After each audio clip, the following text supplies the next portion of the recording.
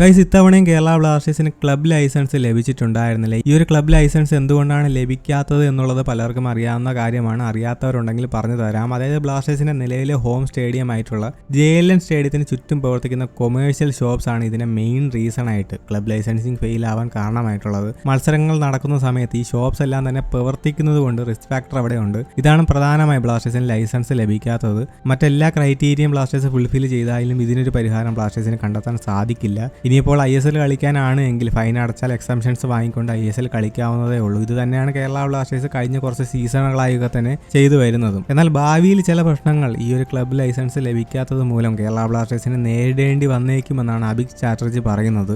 സംഗതി എന്താണെന്ന് വെച്ചാൽ കേരള ബ്ലാസ്റ്റേഴ്സ് ഒരു പക്ഷേ ISL ഷീൽഡ് അല്ലെങ്കിൽ AFC ടൂർണമെന്റ് പങ്കെടുക്കാനുള്ള യോഗ്യത ലഭിച്ചു കഴിഞ്ഞാൽ നിലവിലെ സാഹചര്യത്തിൽ സ്വന്തം സ്റ്റേഡിയത്തിൽ നിന്ന് മാറി നിൽക്കേണ്ടതായിട്ട് വരും. അതായത് കൊച്ചി സ്റ്റേഡിയത്തിൽ മത്സരങ്ങൾ കണ്ടക്ട് ചെയ്യാൻ സാധിക്കില്ല എന്നുള്ളതാണ് ഒരു പ്രശ്നം. അങ്ങനെ ബ്ലാസ്റ്റേഴ്സ് AFC കപ്പ് കളിക്കാൻ യോഗ്യത നേടുന്നുണ്ടെങ്കിൽ തന്നെ ബ്ലാസ്റ്റേഴ്സിന് മത്സരങ്ങൾ നടത്താൻ വേണ്ടി സ്വന്തം സ്റ്റേഡിയം വിട്ട് മറ്റെവിടെയെങ്കിലും മാറേണ്ടി വരും. അതായത് കേരളം വിട്ട് മറ്റെവിടെയെങ്കിലും മത്സരങ്ങൾ നടത്തേണ്ടതായിട്ട് വരുന്നതാണ്.